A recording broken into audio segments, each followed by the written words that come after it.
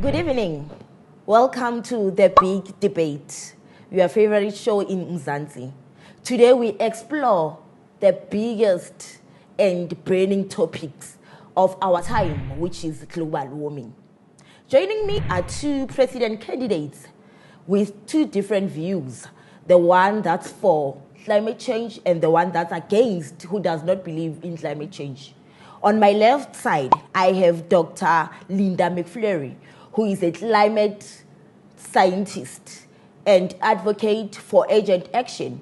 And on my right side, I have Mr. Sipho Dlamini, who is a skeptic for global warming and also an advocate for economic growth. Gents, let's begin.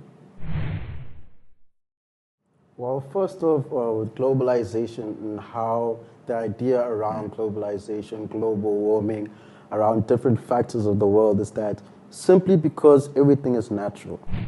If you think from the beginning of time, since the 1600s, continuing to 1800s, you had continuous ice melting from the north, impacting the rest of the world, our ocean levels. So you can all see that it's typically natural. So you can't really blame what substances go into the air, oxygen. It doesn't really make sense as it's been a continuous life form that it's been going on for a continuous amount of time now. And I think that is why I believe globalization is not in particularly a serious factor that we're facing. Okay. Now, as a climate scientist myself, I never want to discount nature. True. Of course, it's a very, very demanding variable, you know. However, one thing that I do want to counter on that you have said is to talk about the natural process.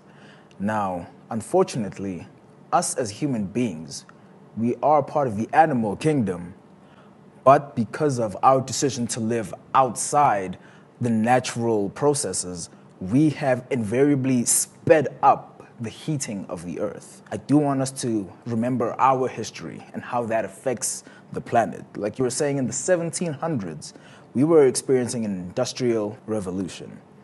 And any type of revolution that human beings have experienced has become a net positive for us, but an incredible downside for the planet.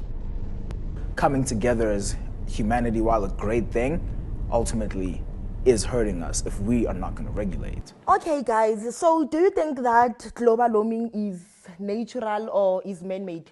Even if we were not around as a human race, maybe if we went out extinct, we would still have the same problems because animals would be eating crops continuously. Animals would be drinking water. Animals would be doing all the other things that they continue to do on a mass production, and it was going to happen eventually. That's like this current point where we're at right now in the world, where we have globalization as a problem. We are going to get to that point anyway. So Mr. McFleury, what do you say about his skepticism? We as a society and as a species have reached a point where we're no longer satisfying our needs. A lot of the world's needs can be met. However, we just choose to keep feeding our desires. Now, because of that, we produce more cars because we like them, right? We don't need all the cars. We don't need all the cars, but we like them, so we produce more. Not to mention we need deep sea divers, so now we need to build a submarine. More metal, more extraction from the earth, more heat is being produced. What do you think about the effect that global is going to have in the future? We will have less and less water surrounding the planet in general because evaporation will happen at a much faster rate because now we are exposed to more powerful UV rays coming from the sun. Do you think that what he's saying is exaggerated or?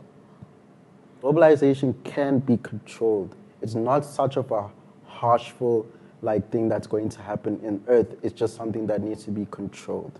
That's technically what I think. Two different views and they both have valid points. What do you think?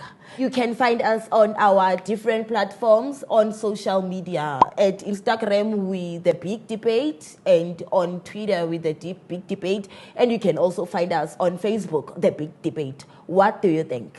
Thank you. Thank you.